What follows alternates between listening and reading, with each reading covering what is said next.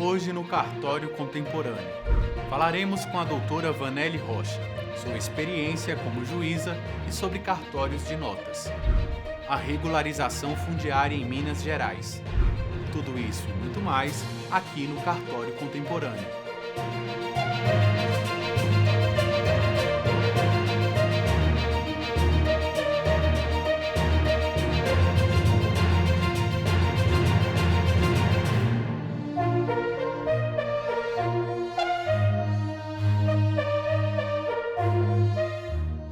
Vanelly Rocha Falcão César é ex-juíza de Direito do TJRJ.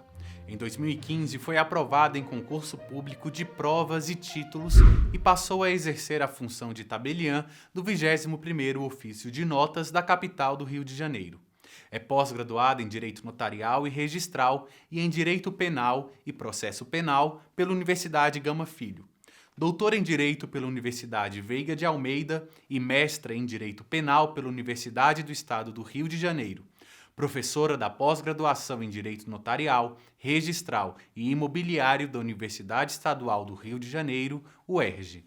Como você está, doutora? Boa noite a todos e a todas. Inicialmente, eu gostaria de agradecer o gentil convite formulado pela CNR, na pessoa do Dr. Rogério Bacelar. Eu fiz juíza de Direito por aproximadamente 15 anos no Tribunal de Justiça do Estado do Rio de Janeiro e exerci a judicatura tanto no interior, quanto na Baixada, quanto na capital, e, por fim, encerrei a minha carreira na turma recursal dos juizados especiais cíveis, julgando as demandas, e em todas as esferas jurisdicionais, em todos os locais geográficos em que se situa o Poder Judiciário, a reclamação, as queixas da população, dos usuários, são sempre a mesma. A morosidade da jurisdição, a baixa eficácia na entrega da prestação jurisdicional, né? E, à época, eu também exerci a função de juíza dirigente dos núcleos regionais da corregedoria, que é uma figura similar à do juiz corregedor do estado de São Paulo, com uma nomenclatura diferente, aqui no Rio de Janeiro, e mesmo com esse contato no extrajudicial que já tínhamos no judicial, eu não tinha noção das facilidades que os cartórios podem oferecer, né? E falamos cartórios numa acepção mais corrente, como é usada pela população, como é conhecida, né? Mas as serventias extrajudiciais e das possibilidades, das múltiplas possibilidades que podem se apresentar como alternativas à jurisdição. Então, a desjudicialização ou extrajudicialização, ela vem como uma saída, como um caminho que não só é uma resposta do próprio legislador a esse inflacionamento da jurisdição, essa incapacidade da jurisdição convencional resolver os conflitos que a eles são submetidos, como mais um caminho, como mais uma porta de acesso à justiça. Doutora Vanelly, a doutora já foi juíza de Direito do Estado do Rio de Janeiro. A senhora já viu em primeira mão o acúmulo de processos da justiça brasileira. A senhora pode contar um pouco dessa sua experiência? A senhora acredita que o caminho extrajudicial via cartórios é uma solução para o desafogamento do judiciário? Como você mesmo colocou, um dos maiores cases de sucesso do extrajudicial foi a edição da Lei 11.441 de 2007.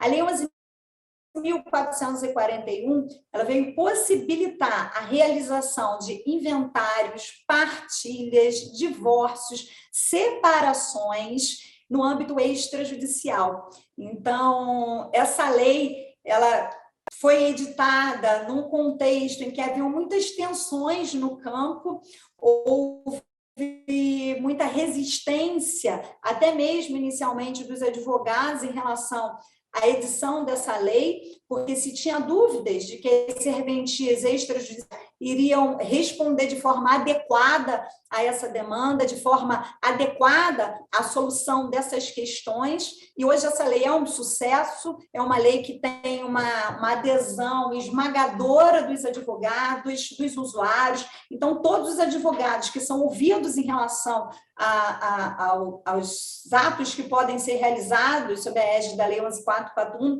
são unânimes em dizer, abre aspas, 1000 vezes o extrajudiciário, que eu escuto no campo. Ontem, por exemplo, eu atendi uma advogada aqui no cartório, especialista na realização de inventários, e trouxe para a nossa análise 4 inventários que existem há mais de 40 anos, estão presos, enterrados no judiciário, e quando eu examinei os autos e falei com ela que havia possibilidade desses processos serem solucionados aqui no cartório, na serventia extrajudicial, em aproximadamente 15 dias, no máximo, ela saiu da serventia com uma felicidade. Ela falou para mim, olha, doutora, eu entrei aqui no cartório desanimada, achando que eu não ia conseguir atender a parte, resolver esse problema, e eu estou saindo daqui com um brilho nos olhos. Então, esse movimento de extrajudicialização é um movimento que não só já iniciou há alguns anos no nosso ordenamento jurídico brasileiro e que vem com uma boa receptividade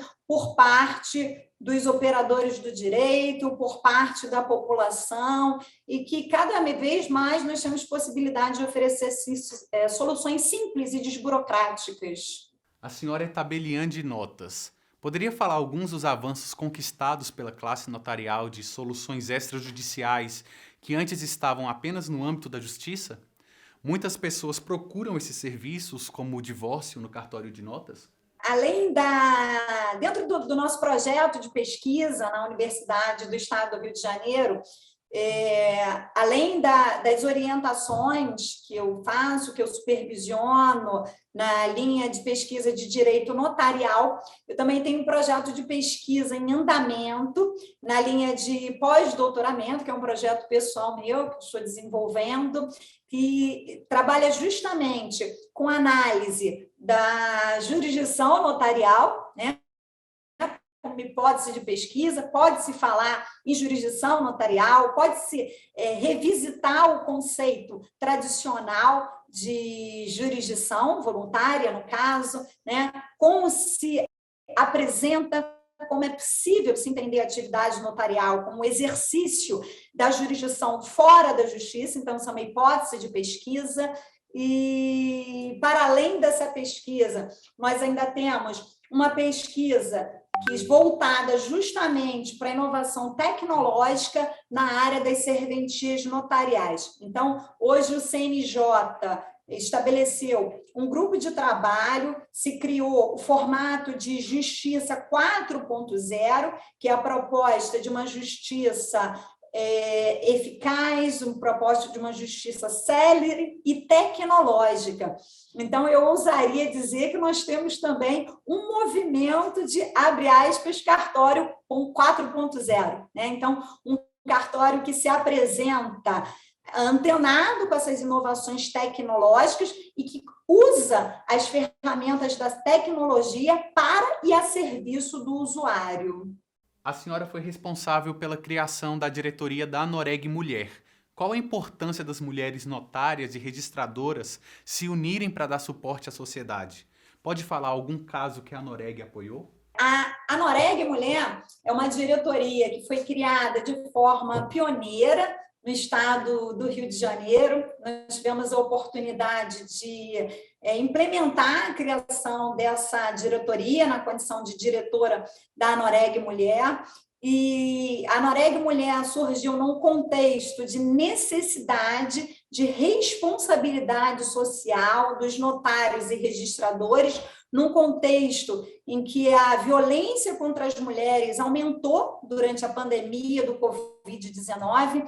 Essas mulheres não tinham possibilidade ou teriam dificuldade em acessar a rede convencional de segurança pública para denunciar eventuais casos de violência doméstica, ou porque estavam em casa trancadas com o agressor, ou eventualmente só saíam à rua acompanhadas pelo agressor, e num período de isolamento social em que o Poder Judiciário teve as suas portas físicas fechadas, alguns órgãos públicos, defensoria, como o Ministério Público, também tiveram as suas portas fechadas, e os cartórios, como serviços essenciais, se mantiveram abertos durante esse período.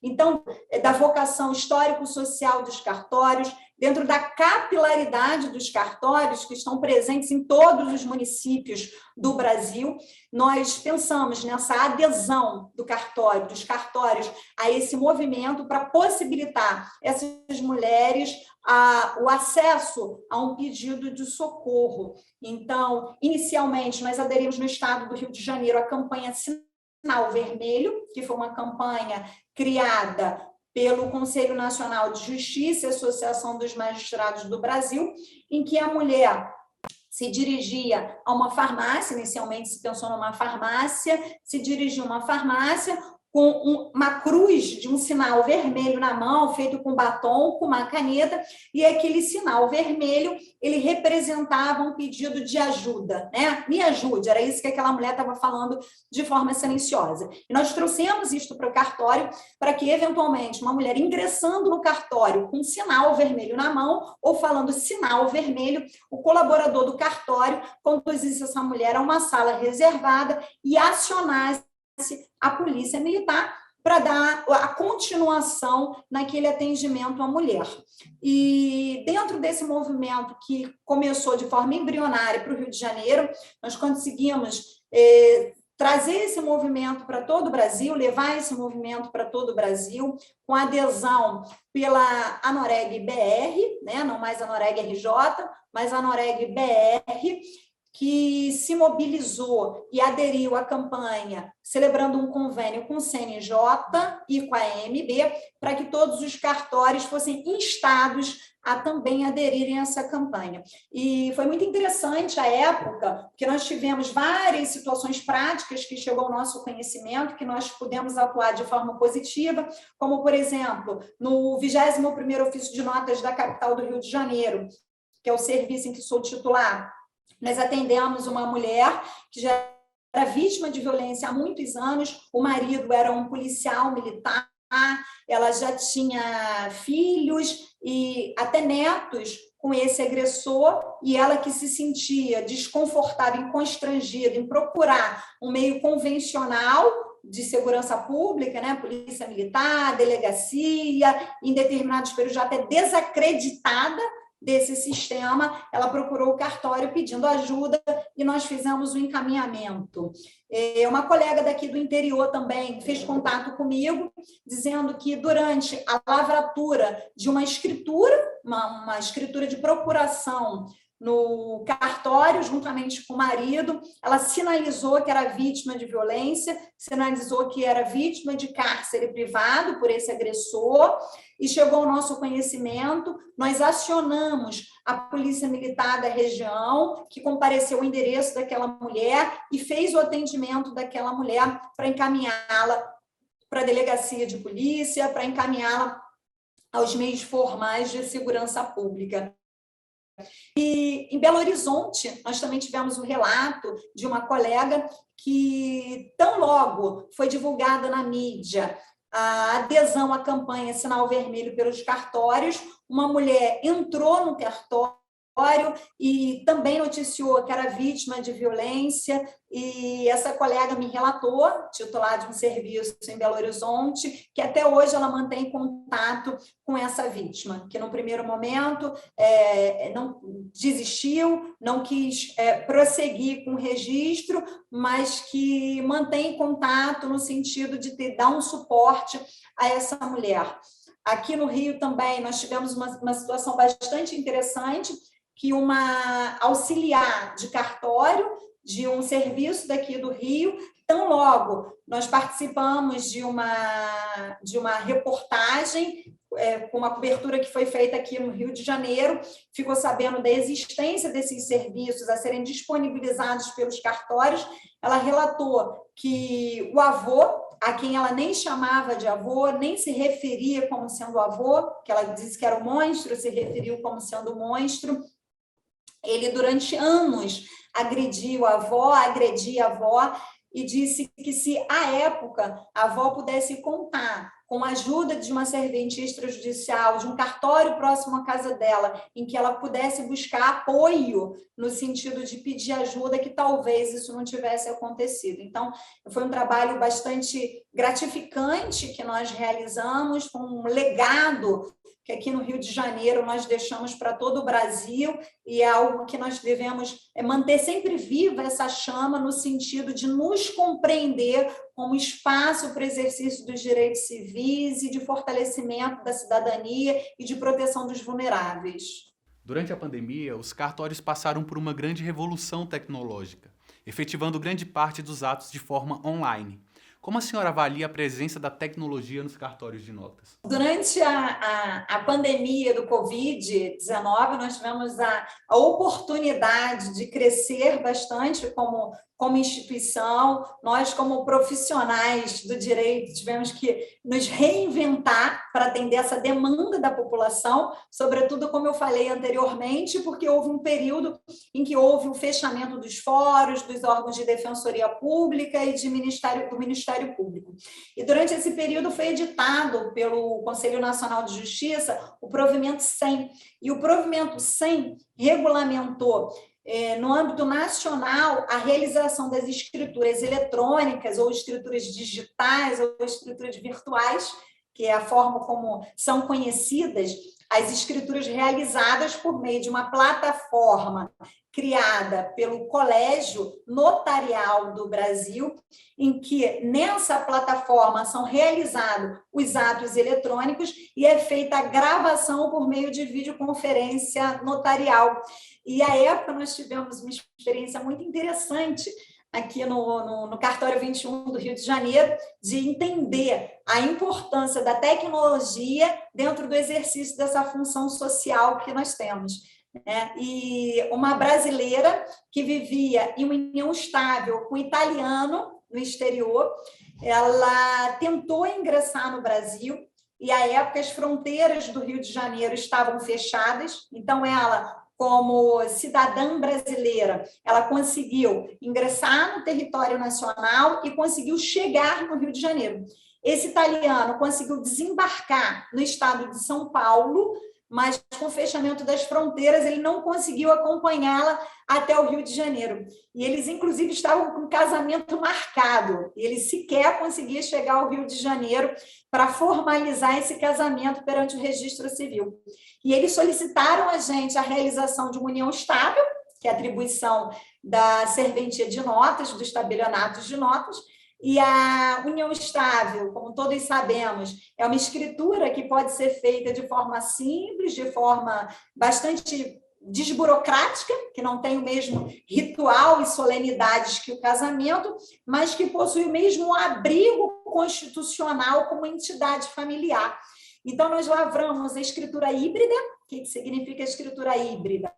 A mulher, a convivente, veio pessoalmente à sede do nosso serviço, no Rio de Janeiro, e o companheiro dela, o italiano, ele ficou no quarto do hotel e integrou o ato, assinou a escritura e participou do ato por meio de videoconferência notarial. Então, nós tínhamos ela aqui fisicamente no cartório e ele num quarto de hotel no estado de São Paulo, realizando a escritura de união estável. E foi muito emocionante, porque ele compreendia e falava bem a língua portuguesa, nós o ouvimos previamente para entender que era aquela manifestação de vontade dele, que a vontade dele estava isenta de vícios, e durante a realização do ato, os dois se emocionaram, um em São Paulo, no quarto de hotel, ela aqui no Rio, na serventia. E, após isso,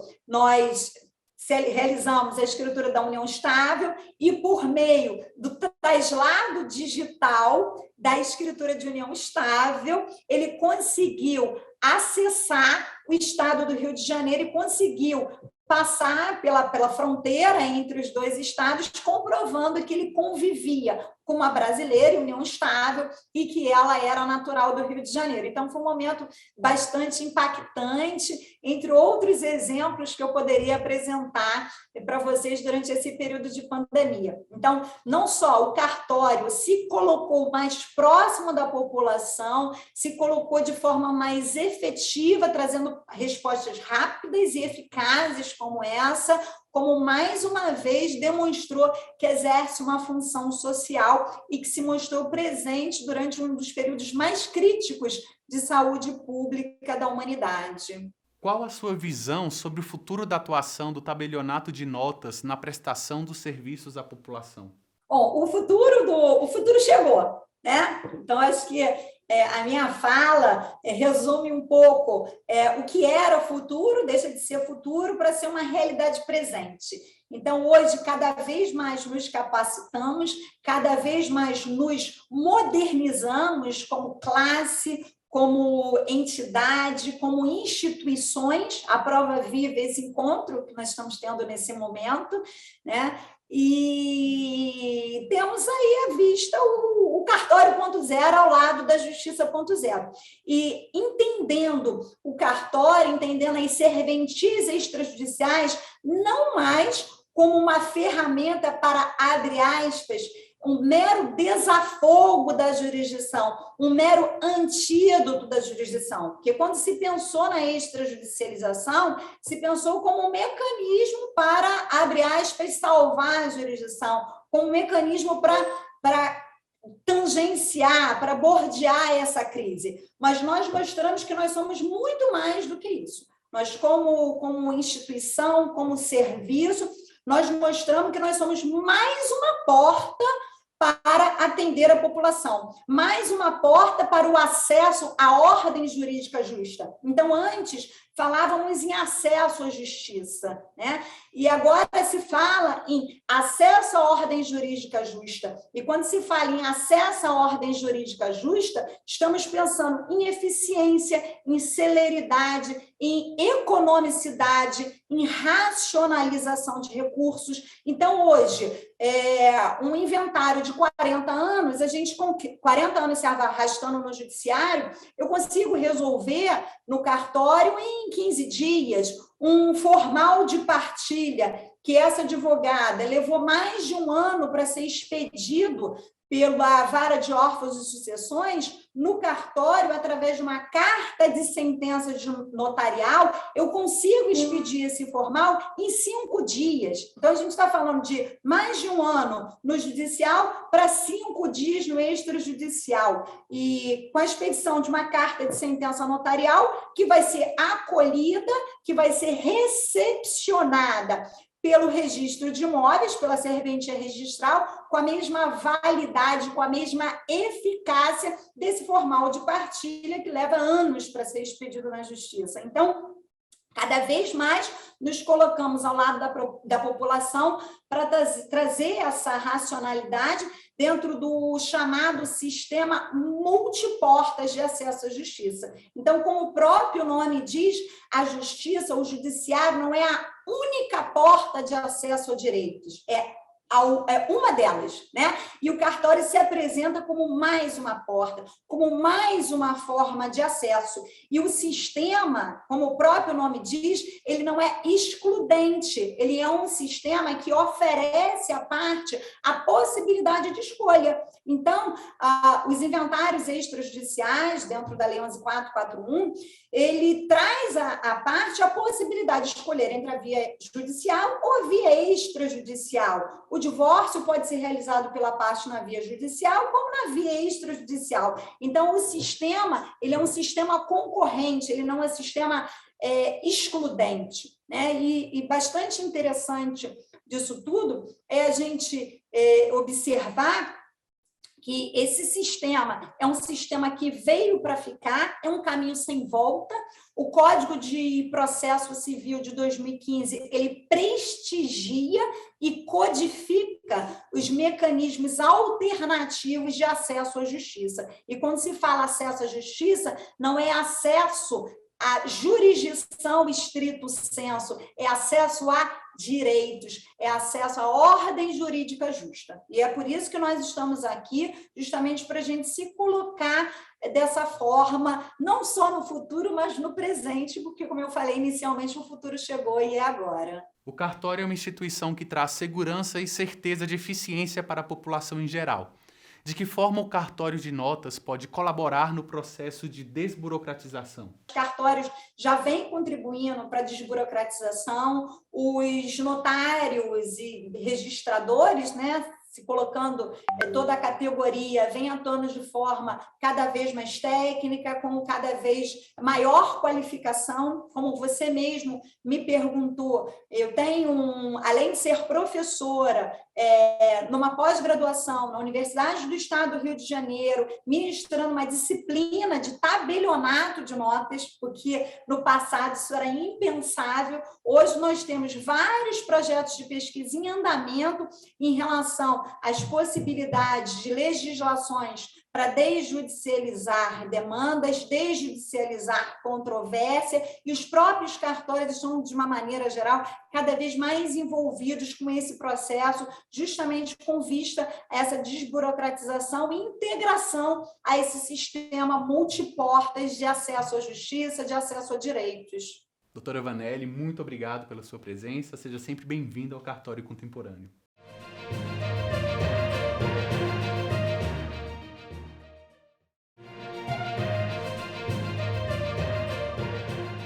A doutora Ana Cristina é titular de Registro de Imóveis em Mariana, Minas Gerais. Ela vai falar conosco sobre a regularização fundiária no Estado. Tudo bem com a senhora? Duda, muito obrigada pelo convite. É um espaço muito importante para a gente estar aqui, né, falando dos cartórios, e queria agradecer, então, à TV Justiça pelo convite. Doutora Ana, a senhora é uma registradora. Uma das perguntas recorrentes do programa é o que faz um registrador de imóveis? Pois é, aparentemente não é uma pergunta de resposta simples, né? Porque o registrador de imóveis faz várias coisas, embora muita gente ache que a gente só bata carimbo, né?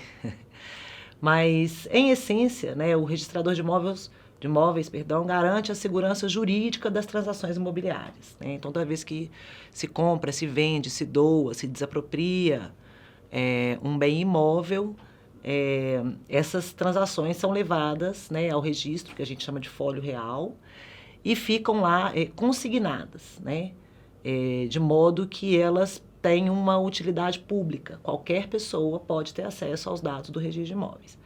Mas nós não trabalhamos apenas com os imóveis mesmo, né, em si. Nós também trabalhamos como um braço do setor produtivo. Então, nós registramos cédulas, cédulas de crédito, cédulas rurais, penhores, né, que isso aqui é uma garantia sobre bem imóvel. Mas, em essência, é isso, né? O registro de imóveis, inclusive, ele nasce a partir da hipoteca, né? Os bens precisavam ser dados em hipoteca para garantir os empréstimos, e o registro de imóveis não nasce para transmitir a propriedade, ele nasce para garantir a hipoteca, para registrar a garantia real quando um bem era dado, né, como pagamento de uma dívida não paga, né? Então, a origem do registro de imóveis está exatamente no negócio, no mercado, né? E é com isso que nós trabalhamos hoje. O registro de imóveis é um braço, né, bastante importante para o mercado de crédito de modo geral, não apenas o mercado imobiliário, porque nós estamos ali para garantir a segurança jurídica daquele negócio. De tal modo que só pode vender, por exemplo, um imóvel aquele que é seu proprietário, né? Também só pode dar em garantia um imóvel aquele que é seu proprietário. E para saber quem é o proprietário de um imóvel, quem tem os direitos sobre aquele imóvel, você precisa consultar, né, o cartório de registro de imóveis. E não apenas os direitos de propriedade, né, todos os direitos reais, ou seja, direitos relativos aos bens imóveis, são também levados ao registro de imóveis. Então, os usufrutos, as hipotecas, as alienações fiduciárias, as servidões, tudo isso é levado para o registro de imóveis. Então, o nosso trabalho ele é um trabalho bastante amplo, né, e que, de modo geral, visa dar segurança jurídica ao mercado de crédito e às transações imobiliárias. O que seria democracia participativa na questão da regularização fundiária urbana? Embora o Brasil tenha um sólido regime jurídico, né, da propriedade, a gente tem um sistema de circulação da propriedade formal bastante eficiente, né, que são exatamente os registros públicos.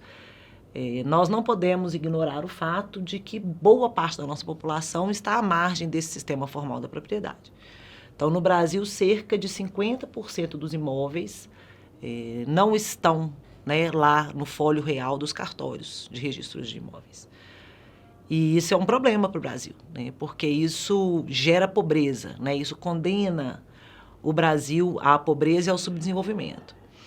A REURB, né, que é a minha área de trabalho, que é a regularização fundiária, ela visa tratar este problema, né? Então, o nosso trabalho é para trazer para a formalidade esses imóveis que estão no setor informal, né, nos sistemas paralelos de registro da propriedade. E, dentro desse contexto, esse trabalho de regularização fundiária, ele precisa ser, né, democrático e multidisciplinar, ou seja, para fazer regularização fundiária é preciso haver um consórcio de participantes, né? Uma série de atores envolvidos. Então, registros de imóveis, municípios, arquitetos, todo mundo que faz a parte técnica, assistentes sociais, né? E sem a participação ampla de todos esses setores envolvidos e principalmente das comunidades que precisam ser beneficiadas, não dá para fazer regularização fundiária. Então, quando a gente fala de democracia participativa em regularização fundiária, você está falando da essência, né, do próprio procedimento de REURB. Todo procedimento de REURB prescinde, necessita, né, sobrevive exatamente dessa pluralidade de participantes e da ampla manifestação de todos os envolvidos. A senhora poderia contar um pouco sobre como foi a experiência da regularização fundiária em Minas Gerais? Bom, eu sou presidente, né, do Colégio Registral Imobiliário de Minas Gerais, que é uma associação que congrega os hoje quase 330 cartórios de registro de imóveis do nosso estado. Nessas condições, né, o CORE lidera um trabalho bastante inovador em Minas Gerais, visando desenvolver e publicizar a regularização fundiária. Desde 2015, não me recordo agora ao certo, mas acho que talvez 16 ou 17, nós temos na nossa estrutura, né, de associação uma diretoria de regularização fundiária, né, onde a gente debate exclusivamente esse tema. É uma diretoria que já está ativa há muitos anos, tem uma experiência bastante grande. Hoje, quem está à frente dessa diretoria é a minha colega Michele Freire, registradora em Virginópolis e doutrinadora, né, na área da regularização fundiária. E, a partir desse trabalho do CORE, a gente começou a puxar os outros atores, né? Então, o CORE, eu me recordo que, antes da pandemia, 2018, 2019, eu, a Michele, o Fernando, que era o então presidente do CORE, nós íamos literalmente panfletar nos congressos da AMM, lá em Minas, né, que é a Associação Mineira de Municípios. Então, a gente ia panfletar, a gente ia atrás dos prefeitos, seu prefeito, temos que fazer REURB. E aí nós fomos criando interlocução com vários atores. Hoje nós temos várias parcerias, né, várias instituições envolvidas com a regularização fundiária e um trabalho que começa a dar frutos. Então, para vocês terem uma ideia, apenas no ano de 2020, Minas regularizou aproximadamente 32 mil unidades no estado, né, a partir da iniciativa dos cartórios de registro de imóveis. Então, é um trabalho já bastante consolidado e que agora começa a dar, né, os seus primeiros frutos. Embora a gente tenha muito orgulho desse número, né, de 32 mil e que vem crescendo a cada ano, a gente sabe que isso ainda é muito pouco. Então, a gente ainda precisa trabalhar muito para poder regularizar 30 milhões de imóveis, né, que hoje são irregulares no Brasil. Qual foi a importância da REURB para a população? Bom, a regularização fundiária sob a perspectiva, né, do registro de imóveis, como é que a gente trata, né? A gente trata como uma função social do registro de imóveis. Eu acredito, e lá no Core Minas todos acreditamos, que todo registrador de imóvel, todo notário, todo registrador civil, enfim, temos, né, uma responsabilidade para com a comunidade onde estamos inseridos. Então, a gente, dentro dessa perspectiva da função social, é que a gente faz esse trabalho de regularização fundiária, que é absolutamente fundamental para a população, né? É uma entrega que os cartórios fazem para a população. E para vocês terem uma ideia, dessas 32 mil unidades que eu mencionei para vocês, cerca de 90% foram feitas através de REURB-S, né? Foram regularizadas por meio da REURB-S, que é uma REURB voltada, né, para a população de baixa renda e que, não, portanto, não paga emolumentos, né? Então, os cartórios fazem de graça, né, visando atender a cidadania, os direitos mais básicos do cidadão, que é o de ter um teto, né, onde morar, um teto que ele possa ter segurança de estar debaixo dele, um teto que ele possa ter a garantia de que ele não vai ser retirado, né, daquela casa, que ele não vai ser, né, não vai haver uma desocupação. Inclusive, a gente trabalha com um estudo bastante interessante de um economista chamado Maurício Serpa, né, em que ele prova, por A mais B, por dados, que a regularização fundiária tem impacto positivo, inclusive, sobre o trabalho infantil. É um estudo muito interessante que ele fez na cidade de Osasco, né, em 2 comunidades que foram regularizadas, e dentre os efeitos da regularização fundiária, ele conseguiu comprovar que existe o aumento da jornada de trabalho dos adultos e a diminuição do trabalho da jornada das crianças. E quando eu comecei a ler esse estudo, eu fiquei me perguntando, né, mas como, né, como é que se dá esse desdobramento, né? Como é que a regularização da propriedade desdobra em menos trabalho infantil? E a explicação do Maurício, é muito interessante. Ele diz o seguinte, ele fala, olha, enquanto aquelas pessoas moram naquela comunidade sem um título formal da propriedade, a família vive em sobressalto com receio de ser retirada daquela casa. Então, os adultos precisam permanecer em casa para guardar, né, a sua residência, para guardar o seu teto. A partir do momento que ele tem a formalização da propriedade no seu nome, o adulto pode sair de casa para trabalhar. Então, você inverte a lógica, né? Ao invés de o adulto ficar em casa tomando conta da casa, né, para não ser desalojado, e a criança sair para trabalhar, quando você titula aquela família, o adulto fica em casa, a criança fica em casa e o adulto pode sair para trabalhar. Então, a regularização fundiária, a gente sempre fala que ela é um processo de win-win, né? Um ganha-ganha, né? Todas as pessoas envolvidas ganham. O município ganha, os cartórios ganham, a cidade ganha, o cidadão ganha, né? E especialmente ganham esses beneficiários de mais baixa renda. Qual o maior benefício da atuação dos cartórios para a sociedade brasileira? Pois é, quando a gente estava falando da regularização fundiária, eu falei um pouco sobre a função social, né, do registro de imóveis. E a função social é exatamente isso, né? É o registrador mostrar para a comunidade como ele é importante para aquela comunidade. Então, se você tem um registrador não comprometido, né, com aquele desenvolvimento, com aquela cidade, com aqueles cidadãos, ele pode, inclusive, prejudicar o desenvolvimento econômico de uma cidade. Colocando, por exemplo, obstáculos que não são pertinentes, que não são devidos, né? Mas, ao contrário, em sentido contrário, você também tem um outro movimento, que é esse o que nós defendemos, né? Que é a participação do registrador com a comunidade, o seu compromisso com a comunidade. E isso se desdobra de várias maneiras. Primeiro, exercendo a sua atividade de maneira profissional, né, de maneira tecnicamente correta e adequada, mas também participando daquela comunidade e ajudando aquela comunidade na solução dos seus problemas. Eu, por exemplo, sou há cerca de 5 anos presidente do Conselho de Patrimônio de Mariana, né? Mas o que patrimônio tem a ver com registro de imóveis? Né? Tem tudo, né?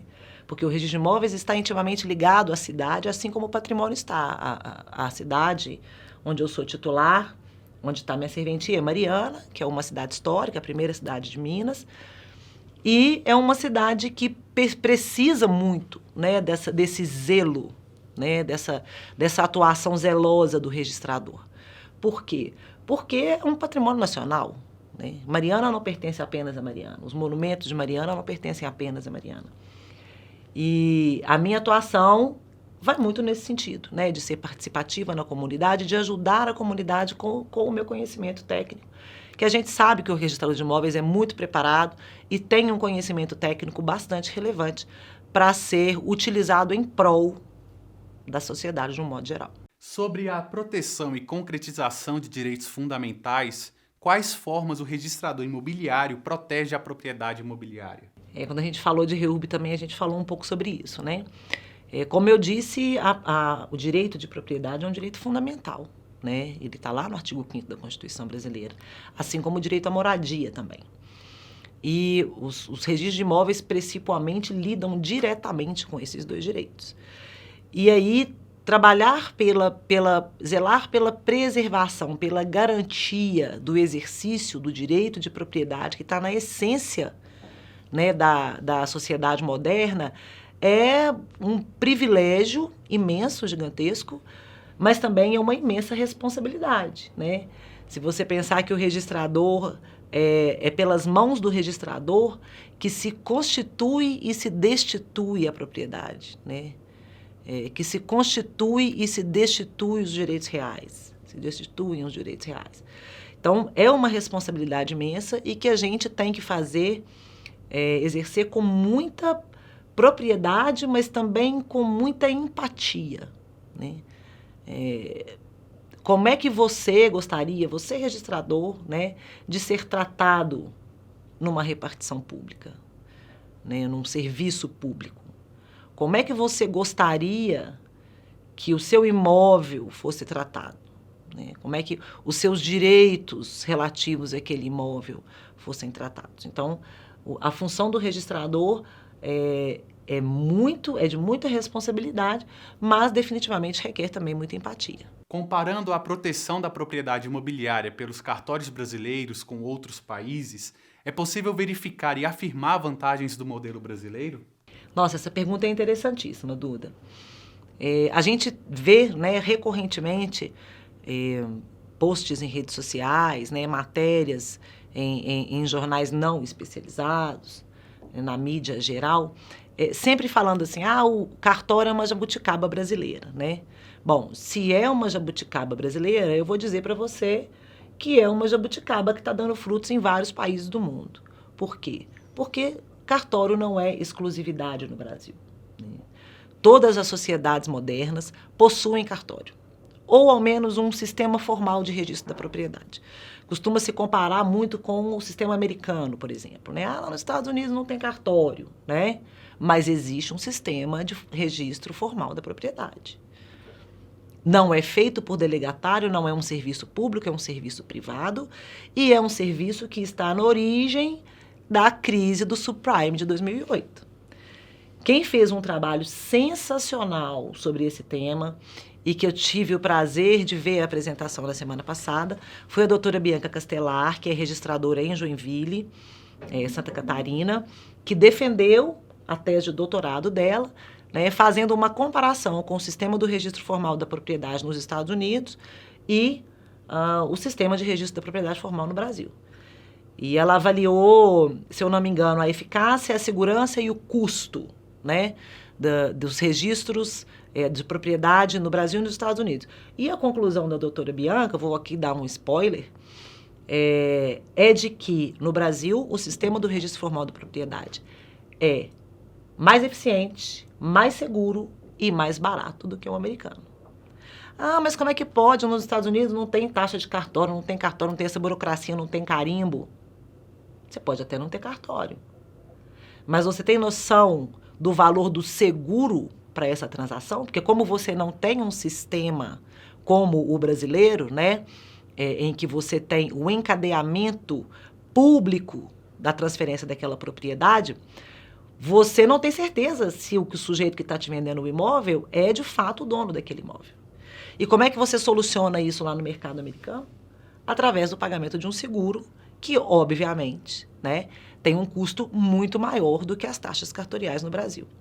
Então, eu disse para a Bianca, né, quando ela terminou a defesa da tese dela, que eu assisti pelo YouTube, eu falei, Bianca, você acaba de prestar um imenso serviço público ao Brasil.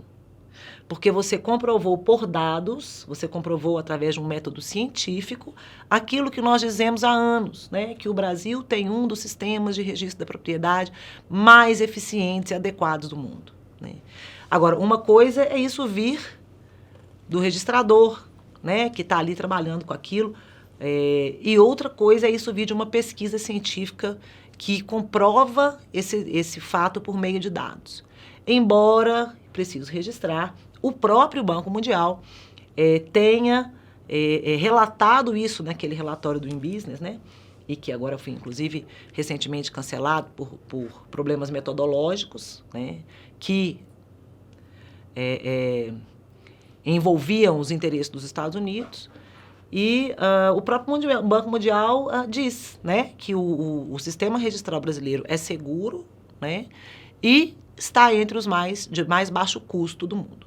Como a senhora avalia a presença da tecnologia nos cartórios hoje? É outra pergunta bastante interessante também. Os cartórios estão já há alguns anos, né, absolutamente preparados para as inovações tecnológicas do mundo moderno, do mundo contemporâneo. Eu vou dar para vocês o exemplo da Central de Minas Gerais, que foi recentemente transferida, teve a sua operação transferida ao INR, mas foi desenvolvida pelo Core Minas, né, a associação que eu presido, no ano de 2016, e que já, desde 2016, oferece, né, em relação aos registros de imóveis de Minas Gerais, todo e qualquer tipo de serviço. Então, na CRI Minas, né, você consegue protocolar qualquer título, né, seja ele físico, seja ele eletrônico.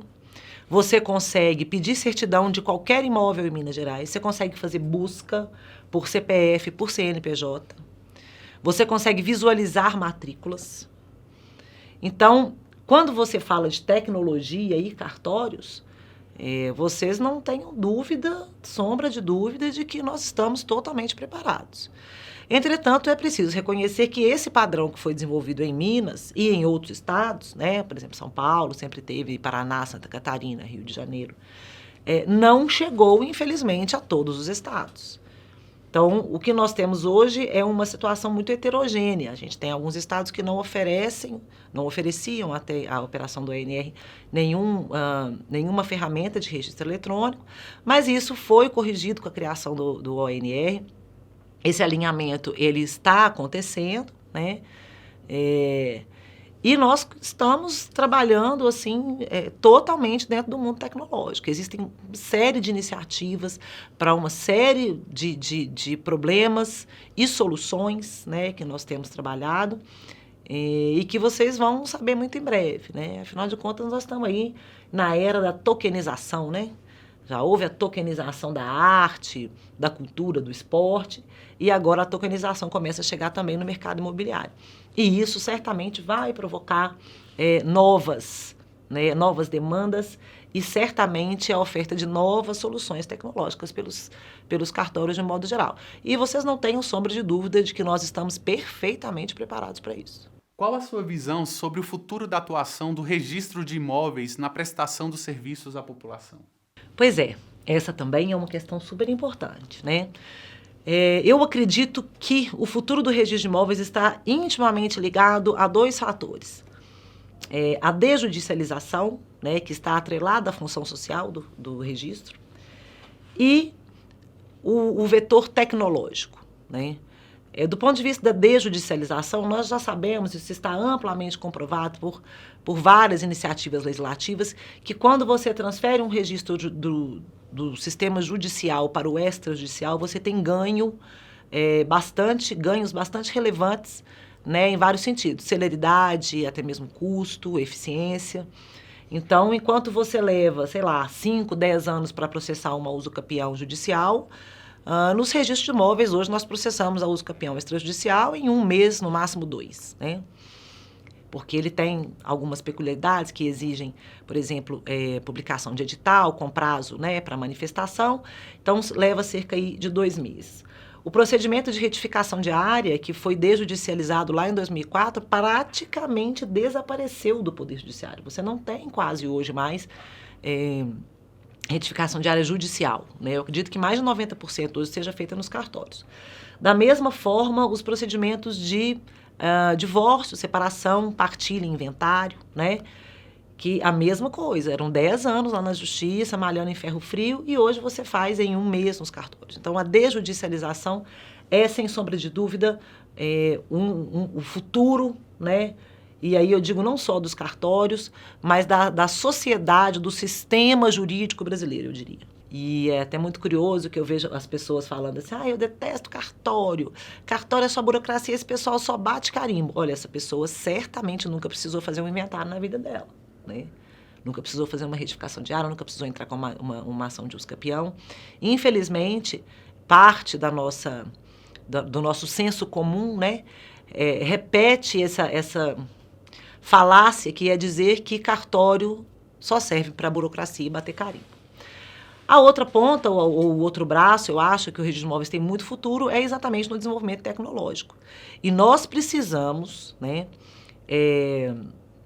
compreender, nós registradores e nós, Poder Judiciário, que nos fiscaliza, e nós como sociedade, que algumas ferramentas hoje são simplesmente essenciais para a sobrevivência da atividade e do sistema seguro, eficiente e de baixo custo que nós vivemos hoje, mais uma vez, me remetendo ao trabalho da Bianca, uma das conclusões, né, a que ela chega na apresentação da tese dela, eu ainda não li a tese, não está disponível, não foi ainda publicada, é de que nós precisamos ofertar ao mercado a Central Nacional de Gravames, né, que é uma central que vai consolidar ou vai receber todos os tipos de garantia que forem ofertadas no mercado de crédito, né? Tanto as imobiliárias quanto as móveis, né?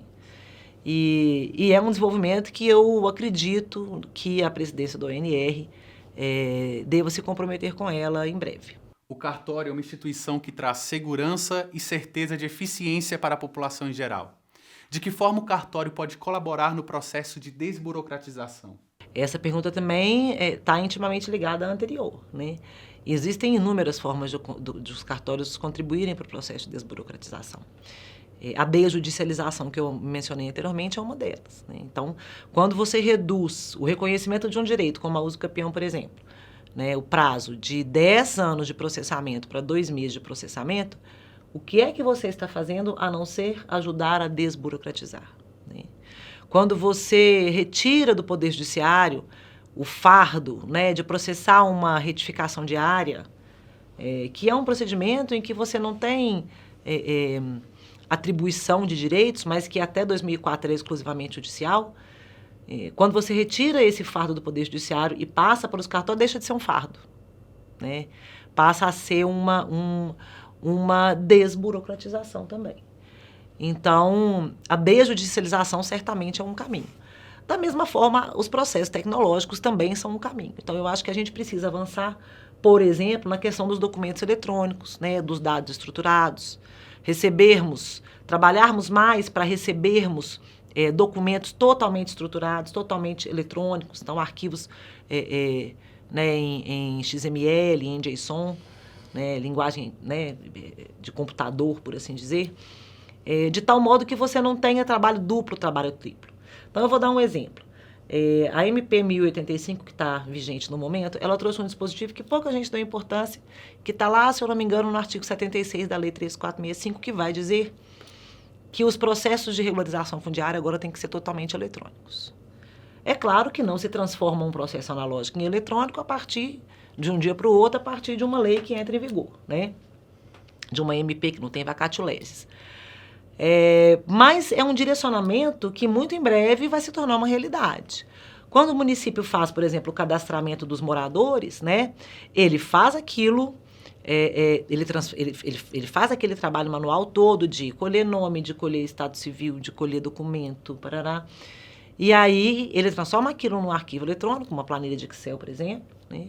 E quando ele vai mandar para o cartório, ele tem que transformar em papel para o cartório receber. Ainda que seja um papel digitalizado, mas é papel, né? É um dado, ou são dados, que poderiam seguir de maneira totalmente estruturada para o registro de imóveis. Então, vai direto, né, do cadastro feito pelo município para o indicador pessoal do registro de imóveis. A gente tem muito ainda que evoluir nesse caminho, mas eu não tenho sombra de dúvida. A gente, por exemplo, lá no Core Minas já está trabalhando soluções para essas questões aí, né, da regularização fundiária e dos arquivos de dados estruturados.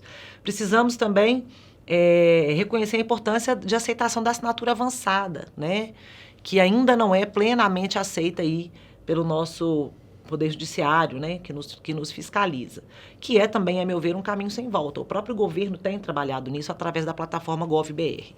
Então, eu acredito que isso, em 2022, nós vamos ter um salto, né, de soluções tecnológicas e desburocratizantes, né, a partir aí das novidades que estão chegando, né, tanto com a MP 1085, quanto com o PL das garantias, né, que no que diz respeito aos cartórios, certamente trará muitos impactos positivos. E por hoje é só. Eu sou Duda Meirelles e foi um prazer tê-los aqui conosco no Cartório Contemporâneo. Se você não pôde ver o programa completo, temos uma reprise segunda-feira, 19 horas, e no canal do YouTube da CNR. Vejo vocês na quinta-feira, 19 horas, no próximo Cartório Contemporâneo. Até lá!